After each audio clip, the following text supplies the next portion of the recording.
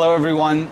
Thank you for tuning in to this special report on RIP's report from Eastland County today. I'm Levi Freeman, your host, and today we are inside Eastland Fire Department with Fire Chief Joe Williamson. He's taken some time out. This very windy and dangerous day, we're going to get into what's going on, what you can do to mitigate the risk. But first of all, we wanted to get into some of the rating system, and we wanted to ask you, what is the Texas A&M Forest Service wildfire rating system? So the Forestry Service does a calculation to gauge the wildfire danger for different geographical areas in Texas. And so they send us a briefing, typically daily, especially in these type of critical fire conditions, weather forecasts. But they send us these briefings, and they're rated from low to extreme, and they kind of have a grading system from low to moderate, high, very high, and then extreme, and that's where we exist today. Right. Yeah. So everybody, we are currently in extreme conditions, very high winds outside.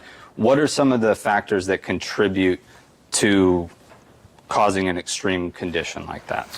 So the calculation that the Forestry Service uses is they calculate the recent or the precipitation over a structured specific time, and then the forecasting the relative humidity for the day, and then obviously the wind speeds are a huge critical factor in that calculation to determine the different ratings from low, moderate to extreme. Right. Being under this extreme condition, what changes are you having to make as the fire chief and as the department? Are there any changes to your day-to-day operations right now? So, it puts us on high alert. We've had meetings with volunteers and our command staff, anticipating today. The Forestry Service, the meteorologists have done a very good job in forecasting a few days out or more for what we were to expect today. And so one of the pre-planning portions we did, I met with the city manager and got approval to hire overtime for today to up staffing so we could keep our ladder staffed. If we do get an outbreak of a structure fire in the city, we've got to get a ladder in the air to mitigate the embers to keep them from contaminating or spreading to any part of the city. So just that, trying to take those pre-plans and prepare for the worst and hope for the best. Absolutely. We wish you all the best in that planning. Are there any laws, ordinances, and/or restrictions that we're under due to these conditions? Do they differ any from the normal burn ban that's in effect? So I have not received any additional restrictions yet for today.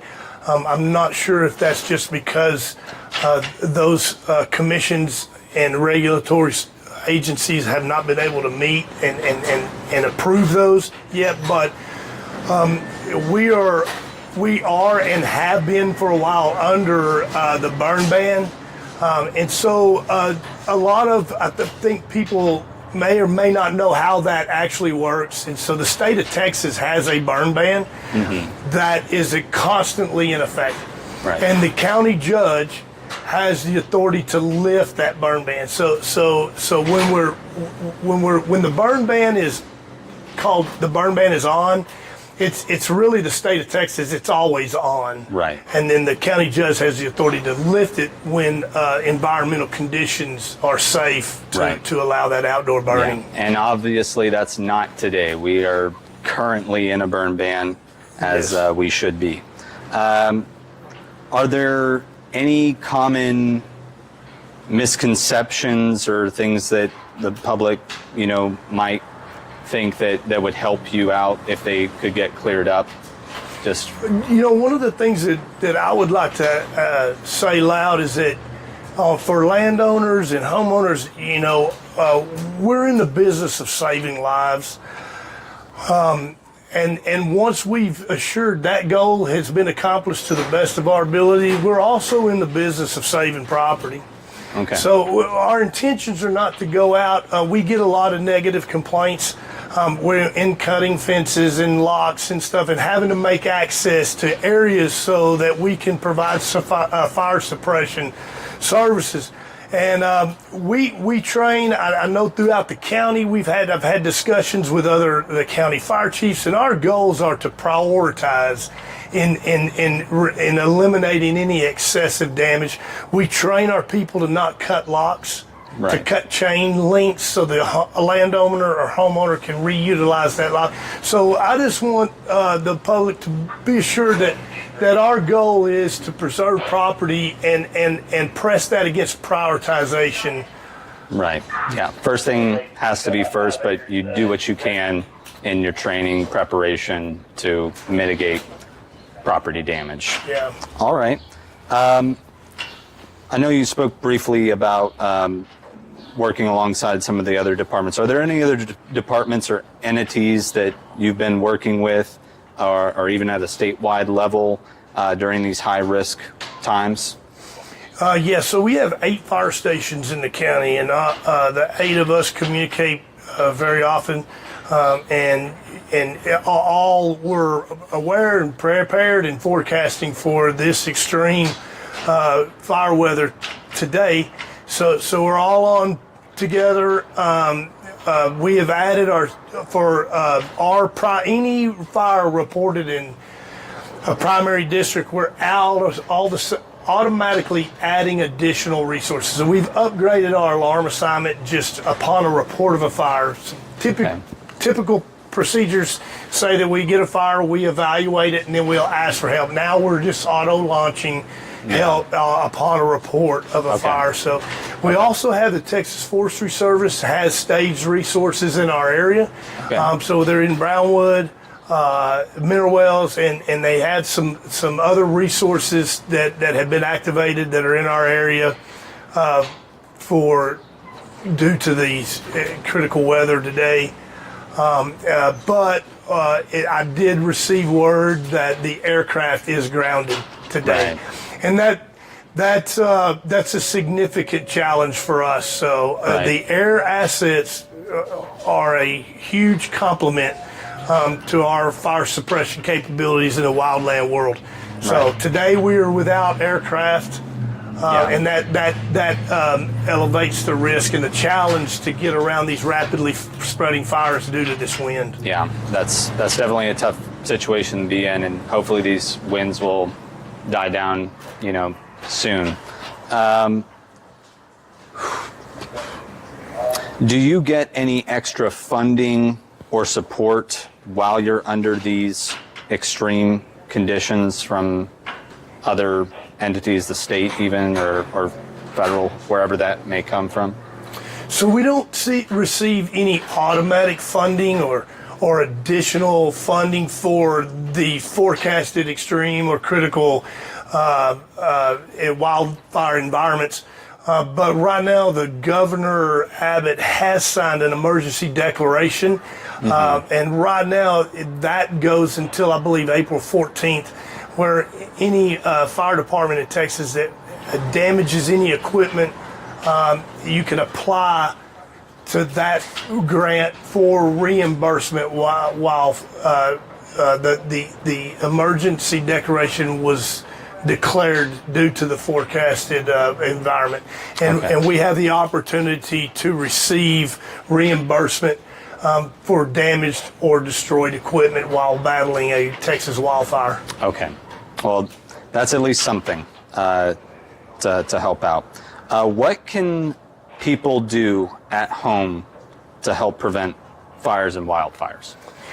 Yeah, and so our recommendation, to be as loud as we can, is just to eliminate any unnecessary ignition sources. So, we ask that maybe we don't grill outside, charcoal. Just if you can, we recommend and ask that you hold off on the welding, grinding, cutting operations. Our goal is just to eliminate as many of those unnecessary ignition sources that can propagate one of these wildfires. That's the part of the critical environment is once these fires start, it's the rapid rate of growth that challenges us to control them. So we just want to prevent them from starting. Yep, it comes back to us. We all got to do our part. You know, it's inconvenient for a little bit, but it's definitely not worth the damage, the risk to life, all the costs involved with it. So definitely be safe out there. With the new administration, the Trump administration specifically, have you noticed any differences in your day-to-day operations here so far? We have not noticed anything that I can just relate right straight to the new administration yet. Right. So that's we're not seeing anything in our day-to-day operations at this point. Okay, good to know. And since this is the RIP report, we have a few fun questions related to the legendary horned frog, Old Rip. Who or what would you like to rip a new one? I don't know why, but the police chief, Tim Pitts, comes to mind. And I think I could release one a day on why. No. All right. All right. Watch. He's a fireman trapped in a policeman's body. Is what it is. So I see. We're counseling through it. He's doing better. Okay. Glad to hear. Glad to hear. Also, if Old Rip could talk, what do you think he'd say about Eastland today? I think he would probably ask, where did all the people go? I'm sure there's been a population decrease from the day of the Old Rip seeing light again after being removed out of the courthouse square block. So I would bet he would want to know where everybody went. Right. Yeah, we're still here, but it's just not like those old pictures of everybody just jammed around the square. Yeah. Lastly, we want to thank you very much for all your service and joining the RIPS report today. What is the best way for people to reach you or report fires or smoke or anything like that? So anytime you have a fire concern, smoke, sighting, anything like that, the first thing, especially in an environment like today, we ask that you call early. It might be a false alarm, and if it is, that's fine. We will turn around and we will go back home, and there's no problem there. So the early notification, and we ask that you do that through 911. We had culturally in the past, even when I was a child here growing up in Eastland, the phone number you dialed for the fire department came straight to the fire department. And we had staff member here who answered the phone, had a console, either made the big siren go off so everyone knew, or later in time we became to a pager system and they would notify the volunteers. Right. So today with the 911 system, the emergency dispatch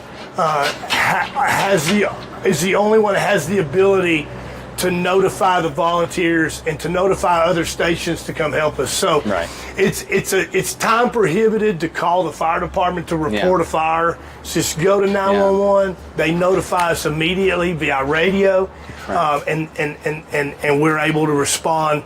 And the other challenge is that we don't maintain staffing here all the time. So if we're on a call, or if we're out installing a smoke detector, there may be no one actually physically here attending the station. Right. So that 911 call is the fastest and quickest way to notify the fire department. So call your buddy Tim over at Call Tim. Call Tim, 911, even for fires. Yes. Even for fires. Yes. And what's something like, what are some supplies that maybe some people in the public could help you out with if they want to do their part for now. Yeah. So, you know, since I've been the fire chief here since January 21, the public's been fantastic in donating drinking water. And then, of course, with the Eastland County complex in 22, we received a large donation, and we're out of water. So we had a 3-alarm, I call 3-alarm, structure fire yesterday on the west side of town, and we ended up sending a utility emergency V pickup to get water from a local convenience store.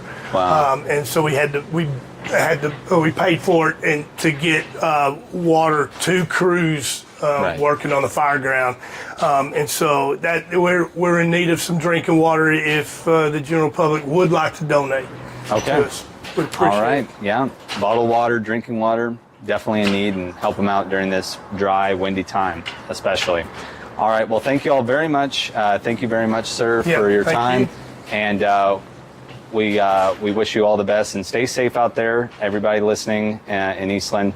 Thank you for tuning into RIPS Report by Eastland County Today. I'm Levi Freeman, signing off till next time. Goodbye.